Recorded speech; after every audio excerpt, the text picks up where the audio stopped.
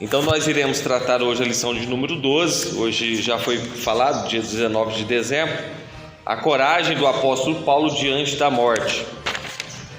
Já vamos para a introdução e assim tecendo comentário com a ajuda dos irmãos na leitura que for sugerida. A introdução diz assim: nosso Senhor deseja que tenhamos consciência a respeito do nosso chamado no reino de Deus. Muitas vezes esse chamado requer padecimento. Se estamos na direção do Espírito, isso deve nos dar coragem para fazer a sua vontade, mesmo que essa atitude coloque em risco a nossa vida. É sobre essa coragem para fazer a vontade de Deus que estudaremos nessa lição. Então o autor já começa a chamar a atenção nossa, dizendo que precisamos, é o desejo de Deus que tenhamos consciência a respeito do nosso chamado dentro do reino de Deus. O que Deus nos incumbiu, nos deu como missão, nos deu como ministério.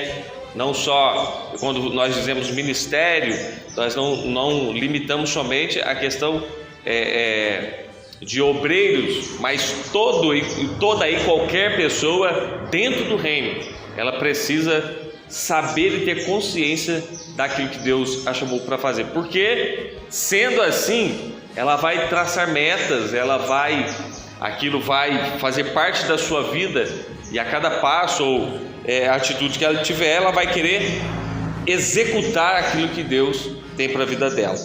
Já partindo para o número 1, que diz: a consciência de Paulo quanto a padecer por Jesus.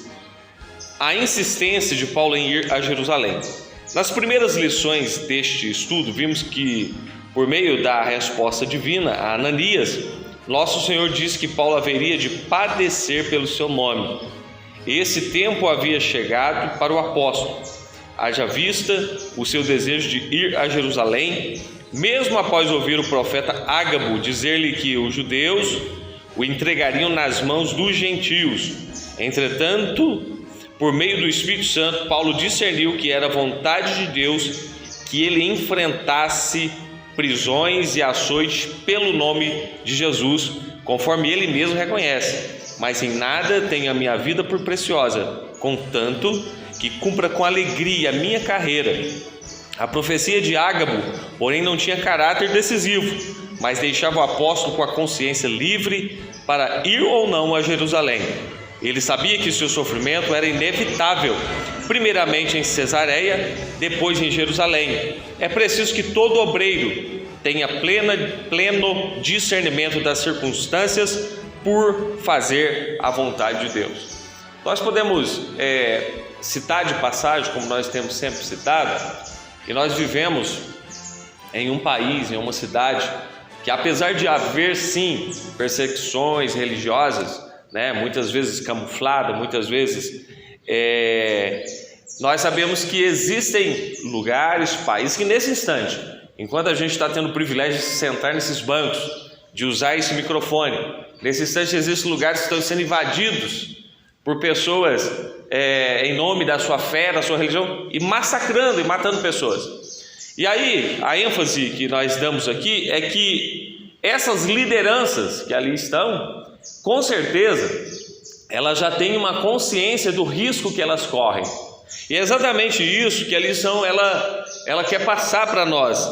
Então, Paulo, ele tinha consciência do que poderia ocorrer com ele. E quando nós estamos falando da consciência de saber o que pode ocorrer conosco, nós estamos falando que o evangelho não é só flores, mas ele tem espinhos. O evangelho, ele muitos tem até aquele livro Heróis da Fé, muitos daqueles homens que assumiram uma postura de irem em missão, eles já entendiam que eles iam se gastar para o reino, que eles iam doar-se e doar a própria vida e correrem risco de vida, de morrerem.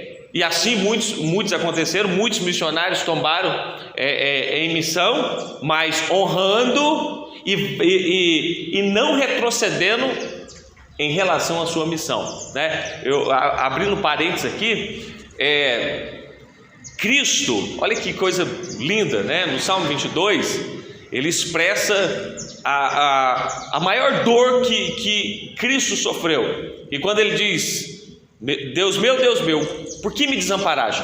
E dentro do Salmo 22 tem muitos detalhes ricos, dizendo do sentimento do Cristo. Cristo, por ser onisciente, onipotente, apesar de estar no corpo humano, né? Ele tinha poder de voltar atrás, e ele tinha, mas ele escolheu cumprir a sua missão. Ele, no meio do caminho, ele podia falar assim: peraí, o Pai me abandonou, o Espírito me abandonou, eu estou sozinho. Quer saber? Vislumbrou o futuro, vislumbrou a humanidade, podia voltar atrás, mas ele foi exemplo de quem permaneceu, apesar de, entre aspas, estar desamparado, mas ele cumpriu a sua missão. Então aqui, Paulo, no 21:11 de Atos, vai dizer: e vindo ter conosco, tomou a cinta de Paulo. Quem foi? Eu vou ler a partir do 7. Aliás, é isso mesmo. E nós, concluída a navegação de Tiro, viemos a Ptolemaida. Eu tive muita dificuldade nisso aqui, meu cara. E havendo saudado os irmãos, ficamos com eles uns dias. E no dia seguinte, partindo dali, Paulo e nós, que com ele estávamos, chegamos a Cesareia, e entrando em casa de Filipe, o evangelista, que era um dos 7, ficamos com ele. Tinha esse 4 filhas donzelas que profetizavam. E demorando-nos por ali muitos dias, chegou a Judéia um profeta por nome Ágabo, e vindo ter conosco, tomou a cinta de Paulo, e ligando-se aos seus próprios pés e mãos, disse: isto diz o Espírito Santo: assim ligarão os judeus em Jerusalém o varão de quem é esta cinta, e entregarão nas mãos dos gentios. E uma coisa que eu já faço contraste aqui na profecia de Ágabo é que ele não veio com a teologia da prosperidade. Olha, vai dar tudo certo, você não vai sofrer, né? Você vai ser maravilhosamente curado. Claro que tudo isso Cristo tem poder para fazer e abençoar, mas o Ágabo aqui, ele veio até mesmo, a mensagem profética nos lábios dele era tão expressiva que foi através de gesto. Ele pegou o cinto, amarrou os próprios pés e falou assim: olha, o dono dessa cinta aqui, ele vai ser levado para Jerusalém, vai sofrer açoite, vai passar por muitas coisas. Então essa consciência, não é que quando nós falamos isso, nós queremos contrair para nós sofrimento, mas nós temos que ter consciência que na nossa caminhada, além das perseguições, seja em qualquer nível, precisamos estar preparados e, se necessário, para a morte. Mas com qual consciência? Com a consciência de quem nos chamou, de que estamos executando a missão com o valor que ela precisa ser executada, que estamos sendo realmente crentes em Jesus à altura que o Evangelho exige de nós, mas com uma consciência, né, de que nós estamos cumprindo. Agora, mesmo Ágabo profetizando que haveria situações que Paulo ia passar e que culminaria lá na frente na morte, Paulo não arredou o pé. E por que ele não arredou o pé? Mas esse camarada, sabendo que pode acontecer, é porque ele tinha uma convicção pessoal, ele tinha uma convicção particular, e quem revelara isso ao coração do apóstolo Paulo para fazer a missão foi o próprio Espírito de Deus.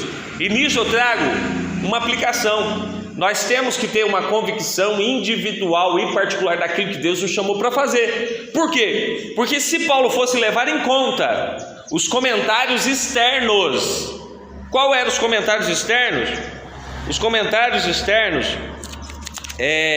era justamente o que? Aqui o texto, vamos para a Bíblia. E ouvindo nós isto, quando eles ouviram o profeta falando com veemência do que poderia acontecer com Paulo, e ouvindo nós isto, rogamos-lhes tanto nós como os que eram daquele lugar, que não subissem a Jerusalém. Então imagina uma multidão uma multidão de pessoas, e Lucas e os demais, falou assim: Paulo, vai não, rapaz, não vai não, senhor, você vai, olha o que vai acontecer com você. Havia a opinião externa. Então, na nossa caminhada sempre vai haver as opiniões externas. Não que, detalhe, eles tivessem, entre aspas, quisessem ser maldosos naquilo que desejavam. Não, eles não estavam sendo maldosos, mas o que prevalece num conselho? O que prevalece em uma situação? A voz do homem, a voz de Deus? A voz de Deus prevaleceu. Então Paulo, ele não se deixou ser convencido por qualquer comentário externo. E isso vale para tudo, né? Para tudo que passamos, para circunstâncias externas, para opiniões, até mesmo de um familiar próximo. Falou: não faz isso não, rapaz, olha a situação. Mas quando Deus põe uma convicção, é isso que lidera. É isso que vai ser, o Cristo, que é o cabeça, que mentoria essa pessoa a avançar com coragem, independentemente das consequências que possam vir, desde aceitar um ministério, desde ir para o campo missionário, desde ir para um lugar inóspito, desde até mesmo trabalhar num lugar em que você tem muita pressão espiritual em cima de você, mas você tem que ter uma convicção própria. Agora, olha que interessante. Mas Paulo respondeu: que fazeis vós chorando e magoando-me o coração? Então aqueles conselhos, aquelas lágrimas, tinham lágrimas para Paulo não se distanciar. Falou: não, vocês estão me magoando com isso, porque eu sei o que eu quero, eu sei o que Cristo revelou para mim. Eu estou caminhando, mas em terreno sólido. Eu estou caminhando para aquilo que é certo, porque estou pronto. Isso aqui Paulo é muito ousado. Porque estou pronto não só a ser ligado, mas ainda a morrer em Jerusalém pelo nome do Senhor Jesus. E aí ele chegou à conclusão: e como não podíamos convencê-lo, nos aquietamos dizendo: faça-se a vontade do Senhor. Talvez os que estavam do lado externo não tinham um discernimento pleno do que Deus tinha em particular com Paulo. Falou assim: não, peraí, a minha disposição não é só apenas para sofrer, mas se for necessário, eu vou morrer por Cristo. E eu repito isso lá em Filipenses, o capítulo 1, eu creio que é o verso 21, eu gosto muito desse verso, muito desse contexto. O que Paulo diz? Ele falou assim: para mim viver é Cristo, morrer é ganho. Quem tem a ousadia de falar isso? Só quem é crente, tem o nome escrito no livro da vida e tem convicção da sua chamada. Ele não desafia a morte, mas ele não teme e seguir em frente, e se preciso passar por ela. Para mim viver é Cristo, morrer é ganho. Mas se, ele aí abre um parênteses, mas se eu viver na minha carne, na minha vida, eu der frutos, eu prefiro ficar com vocês. Então a vida de Paulo só valia a pena se ele tivesse em exercício prático, em benefício à igreja, em benefício à obra de Deus, em benefício ao ministério que ele ia cumprir. Então foi assim, infinitamente melhor. Ainda mais um homem que teve experiências, que ele diz nas suas palavras, inefáveis, que ele teve experiência com o reino de Deus, ao ser, como diz, ao ser transportado, tem o termo correto? Qual que é, pastor? Arrebatado em espírito. Ele teve experiência, sabia o gozo do céu. Mas ele falou assim: não, mas se eu ficar aqui e eu puder ganhar mais uma alma, mais duas almas, se eu puder edificar alguém, se eu puder pregar a palavra, se eu puder ser útil no reino, ser uma ferramenta na mão de Deus dentro do reino, eu prefiro ficar em vida. Mas ele tinha convicção que se ele morrer, eu particularmente, não é que nós nos desafiamos não, eu gosto sempre de falar parte do meu testemunho. Bom, Renato, eu estava no mundão, eu tinha um medo de morrer, rapaz, ir para o inferno, de cabeça para baixo, o povo fala assim, e eu carregava a minha Bíblia no canto da bolsa, e a gente viajava, e de vez em quando eu ia lá, recorria a ela, para tirar um pouco do medo. Eu tinha medo, porque uma vez uma irmã chegou para mim e falou assim: tem uma mulher que quer te matar. E a irmã era mulher de Deus, Depois eu fui entender que no mundo espiritual era Satanás mesmo na pessoa da pombagira, queria me detonar. Não era uma mulher fisicamente, mas algo relacionado. Então, depois que eu desci as águas, fiz a minha confissão, tomei a minha decisão, entendendo que eu poderia falhar, mas que o Espírito Santo me ajudaria. Irmão, o medo foi embora. Então, se Cristo nos chamar, hoje eu não desafio, mas eu não tenho medo como eu tinha, aquele medo, se eu morrer, não, né? E agora a gente está falando do que envolve o sofrer pela obra de Deus. Ele sabia, Paulo, para fechar esse ponto, ele sabia que o seu sofrimento era inevitável, primeiramente em Cesareia e depois em Jerusalém. É preciso que todo obreiro tenha pleno discernimento da circunstância por fazer a vontade de Deus. Então, naquele momento, ele teve discernimento espiritual. Tinha muitas vozes falando, a voz humana, e por que não falar até mesmo o inimigo, querendo atrapalhar o projeto, a execução daquele que tinha falado, né? E tinha a voz do Espírito, e ele discerniu, falou: peraí, é isso mesmo, vamos para frente, vamos.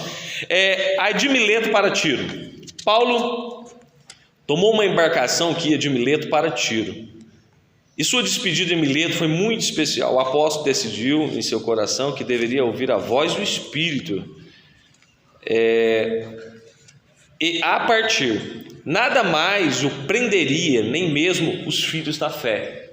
Olha, nem mesmo os filhos da fé, porque quando temos filhos na fé, temos vínculo, temos amizade, temos afeição, temos um contato. Nem os filhos da fé que ele fizera para Cristo. Em Tiro, Paulo se encontrou com os discípulos da cidade, e foi ali que lhe aconselharam a não ir a Jerusalém, pois enfrentariam muitas ameaças. Esses irmãos oraram de joelhos na praia e com o apóstolo. Neste lugar havia o bálsamo espiritual misturado à tristeza da despedida. Esse episódio mostra o quanto devemos cuidar uns dos outros, principalmente quando nos encontramos em uma missão espiritual. É um misto de sentimento. Lembrei do templo, né, do novo templo lá de Zacarias. Um chorava, um de alegria, outro de tristeza, porque via lá atrás. E nessa ocasião de Paulo, eles oravam e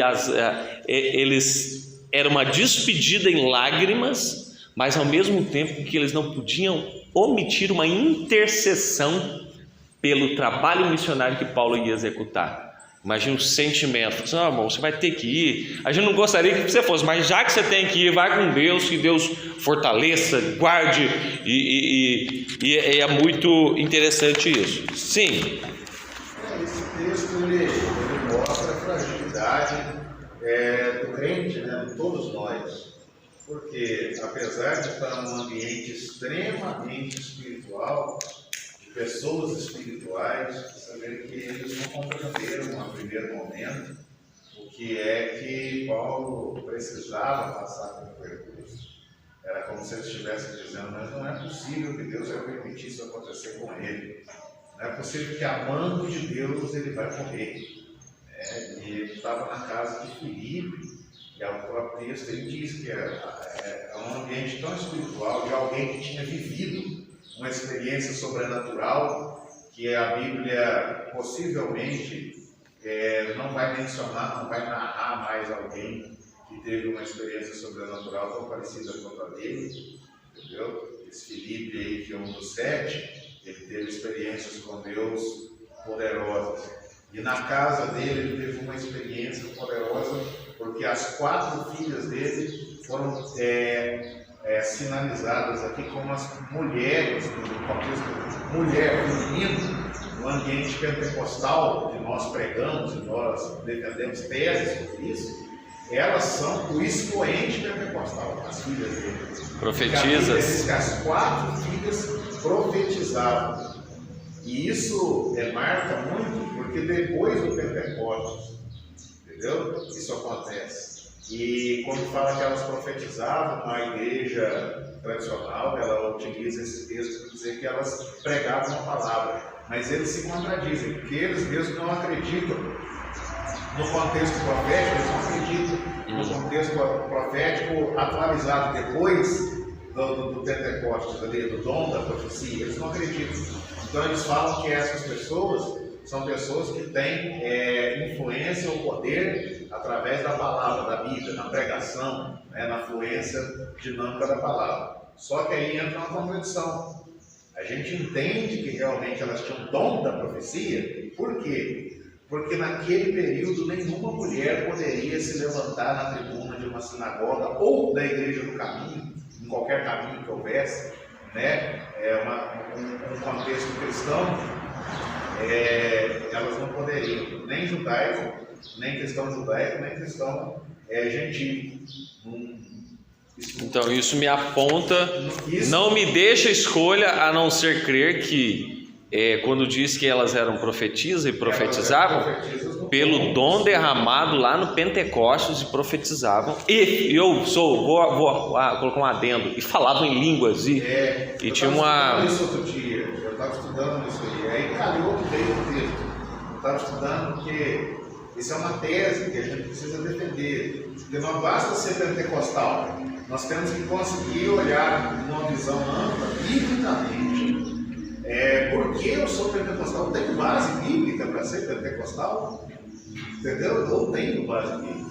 Então eu começo a tratar, até no contexto feminino. Então, se a Bíblia diz que elas profetizavam num ambiente onde nenhuma mulher poderia ser uma, entre aspas, pregadora do evangelho, que eu digo de tribuna, quer dizer, os tradicionais dizem que essa era a profecia, elas podiam fazer evangelismo pessoal. E assim mesmo, dependendo do contexto, tinha que ter reserva para chegar em algum homem para falar de Jesus. Tinha que ter reserva. Não era assim, não. O contexto era dramático. Então, se elas profetizavam, era no dom do Espírito. Dito isso, numa casa onde o nível espiritual era esse, bem na capital da Judéia, essa aqui acho que era Cesareia Marítima, não era Cesareia Filipe, que era outra. Então, no contexto da capital da Judéia, no contexto histórico ali, esse povo totalmente instruído e cheio do Espírito Santo, vendo Ágabo profetizar, conhecendo que ele era um profeta honrado na época, e chegar e tentar persuadir Paulo, e dizer, não vai, mostra a fragilidade. Eu posso ser cheio de Deus, eu posso ser uma pessoa com um dom extraordinário, eu posso ter um talento extraordinário. No dia da minha aprovação, eu sou um ser humano igual a qualquer outro. Não importa a minha função, não importa que eu seja um expoente da palavra, não importa o talento que eu tenho. Todos nós precisamos lembrar que nós somos seres humanos comuns. E um dia essa crise pode nos afetar. E a gente precisa olhar para esses textos, ver que isso aconteceu com eles também naquela época, pessoas que poderiam ser muito melhores que eu, na dinâmica do pentecostalismo, e eu não vou ficar livre disso não, eu preciso me policiar, aprender com o erro deles, para tentar sair fora desse caminho. Amém, entendi toda a aplicação. Realmente, a gente colocamos no lugar das pessoas ali que, entre aspas, cometeram o erro de se mover pelo sentimento, apesar de serem pessoas muito espirituais, né? Realmente a gente tem que se colocar, fazer essa aplicação, não só ser o profeta, né? Mas colocar no lugar da pessoa que... Muito boa a colocação. Nós estamos aí no 3, é isso? Passando por Cesareia. Nesta cidade o apóstolo aproveitou a ocasião para fortalecer a fé dos cristãos de Cesareia. Ali Paulo encontrou um dos diáconos eleitos de Jerusalém, que se tornaram um evangelista inflamado pelo Espírito, Filipe. Este recebeu e hospedou o apóstolo e seus companheiros em sua própria casa. Segundo a narrativa de Lucas, Filipe era homem espiritual e suas 4 filhas e donzelas eram profetisas. Nessa permanência de 8 dias em Cesareia, Paulo não se organizou para ficar mais tempo e resolve seguir pela estrada até Jerusalém. E é muito significativo quando o nosso coração inflamado pela convicção do Espírito persevera em cumprir a missão outorgada por ele. Então a gente tem num quadro de pessoas que, entre aspas, não queriam que o Paulo fosse, mas nós temos o Paulo como figura de referência para nós também, convicto daquilo que Deus tinha para a vida dele e seguindo em frente. Eu vou fazer a síntese do tópico 1, aí depois um dos irmãos já pode ler o tópico 2 para a gente participar. Síntese do tópico 1 diz: o apóstolo Paulo tinha plena consciência e acerca da inevitabilidade de padecer por Cristo. Bom, as fases cristãs da vida cristã, ainda que você não esteja inserido já de imediato no campo missionário, no campo de missão, eu digo, de fazer aquilo que Deus nos chamou para fazer, entenda bem, chega um momento que você vai ser testado. Chega, e pode ficar tranquilo que chega.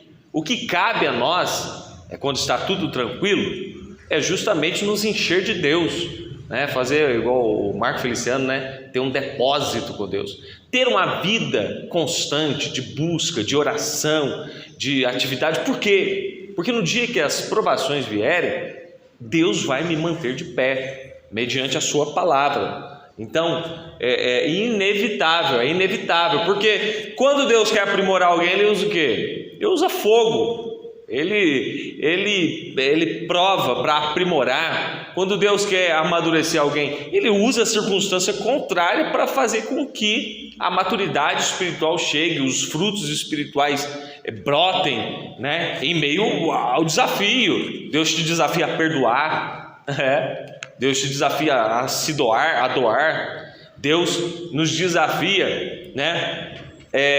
A ser manso em um ambiente totalmente avesso. Tudo isso faz parte do aprimoramento para uma carreira. Então, o dia do teste, Deus nos ensina a ter fé mediante o que Ele faz nas nossas vidas, e nós temos testemunho da mão de Deus. Se a gente não tivesse passado por isso, não teríamos essa convicção. Só olha, antes eu te conhecia de ouvir falar, mas hoje eu te vejo nos meus olhos. Então é inevitável, temos que passar e estar consciente que Cristo está conosco, que o Espírito Santo está conosco. Pode ler, por favor? A coragem do apóstolo Paulo, do apóstolo pela voz do Espírito. Depois de ouvir a mensagem profética acerca do risco de morte que enfrentaria em Jerusalém, Paulo procurou ouvir a voz do Espírito ao seu coração. Isso deu-lhe uma certeza profunda de ir até o fim em seu ministério e, consequentemente, enfrentar qualquer ameaça. Note que a coragem do apóstolo Paulo não se baseava em si mesmo, mas no Espírito Santo. Por isso, serenamente, o apóstolo exortou os irmãos em Cesareia para que não o impedissem de ir a Jerusalém. Finalmente, aqueles irmãos entenderam que nada o deteria e disseram: faça-se a vontade do Senhor. Precisamos aprender a ter a serenidade do Espírito Santo em todas as nossas decisões. Chegada em Jerusalém, Paulo foi para Jerusalém acompanhado por alguns discípulos de Cesareia. Sua recepção em Jerusalém foi feita de muito boa vontade pelos irmãos da igreja. A notícia de sua chegada rapidamente se espalharia pela cidade. A ocasião era festiva. Jerusalém estava recebendo judeus de todas as partes do Império Romano para a tradicional festa de Pentecostes. Paulo se depara com seus oponentes judeus. No dia seguinte à chegada em Jerusalém, Paulo encontrou com os anciãos de Tiago, o irmão do Senhor, um dos principais líderes da igreja em Jerusalém. Ali, todos ouviram do apóstolo o que Deus estava fazendo na vida dos gentios. Glorificaram a Deus pelas maravilhas que ele havia feito por intermédio do seu servo. Entretanto, os irmãos da igreja em Jerusalém não deixaram de mencionar a Paulo a acusação dos judeus que haviam recebido o Evangelho, mas estavam presos ao judaísmo. Esses judeus queriam um cristianismo judaizante, com costumes e ritos, tais como a circuncisão, a guarda do sábado, entre outros. Paulo, porém, era a antítese disso tudo. Amém. No número 1, que o pastor Paulo leu, a gente não vai trabalhar tanto nele, porque a gente já fez menção, né, sobre a convicção da voz. Só que eu vou grifar dentro do 1 uma palavrinha aqui, ó, serenidade. Precisamos aprender a ter a serenidade do Espírito Santo em todas as nossas decisões. Porque para quem olha de fora, vamos ver lá, nós temos o profeta Ágabo, né? Nós temos a Filipe, as suas filhas, nós temos muitos irmãos, muitos anciãos, nós temos Paulo. Então, aparentemente, é como se você recebesse uma notícia impactante e alvoroçasse o ânimo de todos, criasse um tumulto. Ágabo, pela sua própria convicção, porque ele era um homem de Deus, uma pessoa conceituada e usada por Deus, ele sabia que ia acontecer, né? Ele tinha a convicção do que profetizava. Então, o que eu quero frisar é o seguinte: havia um tumulto, mas em Paulo, pelo Espírito, havia uma serenidade para tomar decisões. E assim é na nossa vida. Vão existir situações que o negócio vai estar fervendo, mas nós temos que ter a serenidade do Espírito para tomar a decisão correta, e que Deus nos ajude a fazer isso. Então aqui o número 2 vai narrar da sua chegada a Jerusalém, né? Depois da profecia, depois ele se encaminhou para Jerusalém, e o cenário era um cenário festivo.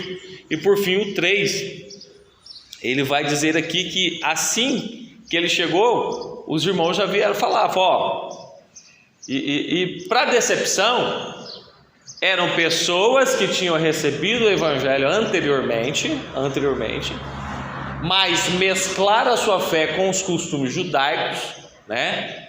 A gente vem batendo nessa tecla aí, essa mistura de elementos dentro da fé cristã, que acaba manchando, deturpando, tirando a pureza.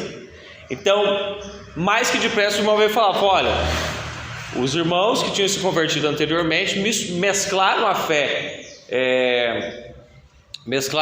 judaica, e Paulo já deixou bem claro que ele era contrário a tudo aquilo, né? Então esse era o cenário inicial, e tudo isso fazia parte do desfecho dos acontecimentos que estavam por vir. Tudo isso fazia parte, né? Enquanto Paulo estava em Jerusalém, o nosso Deus que é onisciente, já ouvia em Roma, né?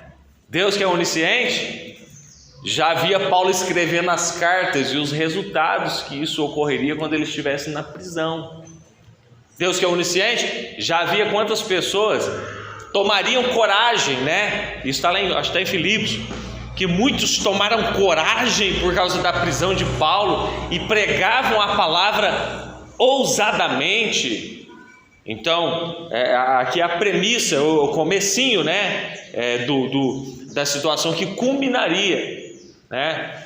E agora, esses judeus queriam um cristianismo judaizante, né, com costumes e ritos tais como a circuncisão, a guarda do sábado, entre outros elementos. Paulo, porém, era antítese de tudo isso, ele era contrário a tudo isso. E a sinopse do tópico 2 diz: a coragem do apóstolo Paulo era para enfrentar a morte, tinha como fonte o Espírito Santo.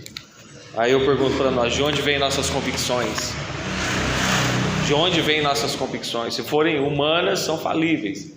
Se foram somente da filosofia humana, é falível. Mas se ela vier do Espírito de Deus, não tem quem tira. Não tem quem tira a convicção de nós. Tópico 3 vai dizer: acusações e a prisão de Paulo no templo.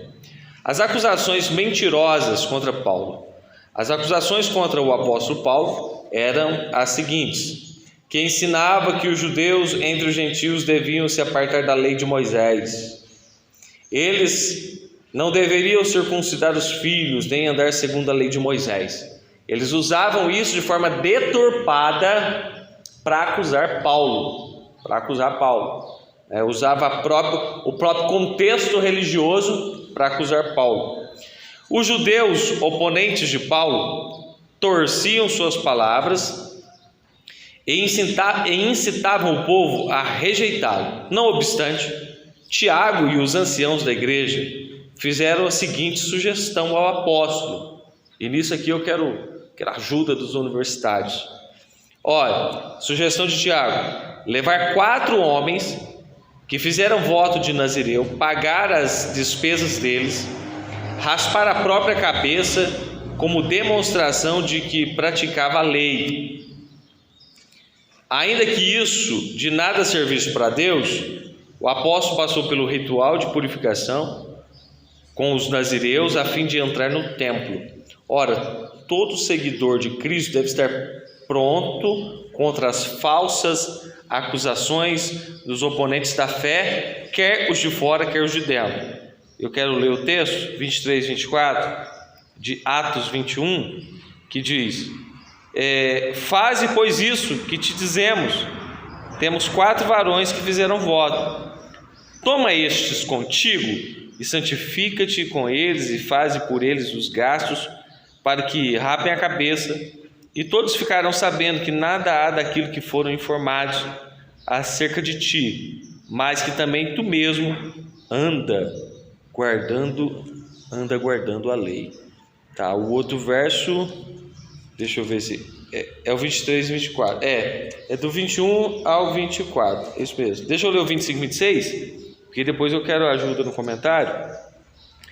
Todavia, quanto aos que creem dos gentios, já nós havemos escrito e achado por bem que nada disso observe, mas que só se guardem dos que se sacrificam aos ídolos, e do sangue, e do sufocado e da prostituição.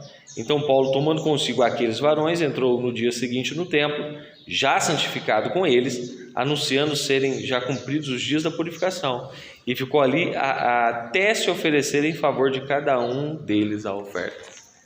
E aí, me ajuda, porque se fazia necessário fazer esse procedimento, pastor Paulo?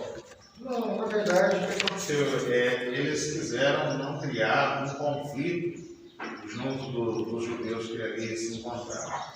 Paulo, por consenso, aceitou.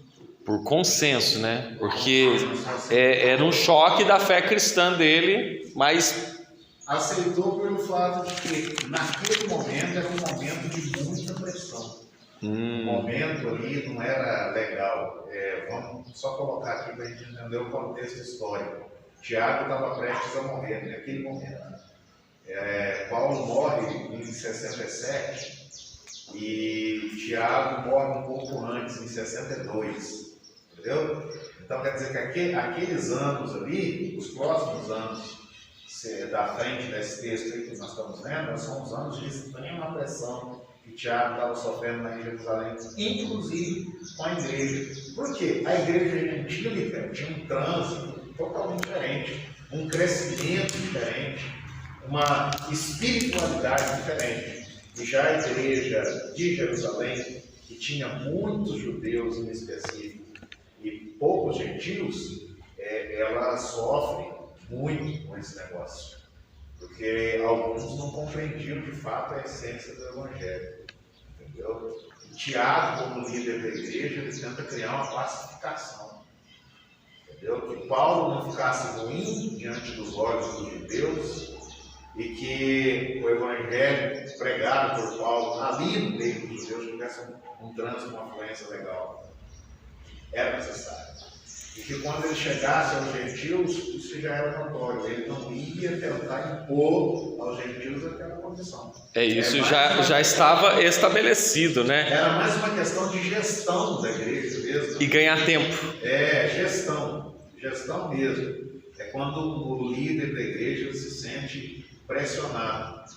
Não era pecado, não era errado, porque Paulo também era judeu. Era judeu. Então, ele não ia fazer nada, entre aspas, demais. Ele não faria nada que denegrisse a própria fé e a sua própria consciência. Entendeu, né? Agora, por outro lado, ele beneficiaria, pelo menos por um pouco de tempo, a gestão de Tiago à frente da igreja. Ele fez, talvez, pensando mais no amigo, no companheiro, do que em si mesmo, do que nele mesmo, porque a verdade que ele acreditava, ele nunca ia deixar de anunciar. Mas vendo que o amigo estava numa situação lamentável na gestão da igreja ali, o que ele fez? Não, vamos rapa a cabeça, pega vamos acabar com esse problema. É para rapar a cabeça, vamos fazer isso. É para poder participar dos dias de purificação, então vamos resolver isso. Era uma festa lá, tinha muita gente na cidade.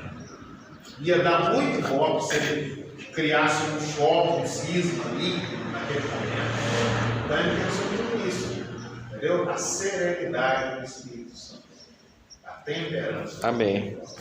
É interessante. Então, Paulo não se contradiz, mas ele entra nesse cenário fazendo algo ligado a costumes judaicos, porém para criar um equilíbrio e poder ter acesso ao templo de forma pacífica, de forma mais tranquila. Eu entendo que Deus estava trabalhando para que se ganhasse força e mais tempo, né? Porque essas informações do contexto, elas nos ajudam muito. Imagina, tinha multidão, tinha muita gente, e se de repente Paulo chega lá e fala assim, quer saber, né? Se ele seria o estupim de uma situação muito complicada. O conselho de Tiago era para a preservação da vida de Paulo, porque por aquele momento quem ia morrer primeiro era o Tiago. Tiago sabia que ele já estava chegando no momento dele, mas Paulo ainda deveria preservar por um pouco de tempo. Tiago morre antes dele. Muito interessante, né? A Bíblia é maravilhosa, esse aprendizado. Olha, o final do 1 aqui diz, olha, todo seguidor de Cristo deve estar pronto contra as falsas acusações, tal, enfim. 2, a prisão do apóstolo, o enfrentamento contra seus algozes. A maioria dos judeus da Ásia, que veio para a festa de Pentecostes, ao ver Paulo no templo, começou a alvoroçar todo o povo, lançando mão ao apóstolo, acusando-o de inimigo de Moisés e profanador do templo. Os homens que ouviram esses incitadores agarraram o apóstolo e o arrastaram para fora do templo, fechando as suas portas.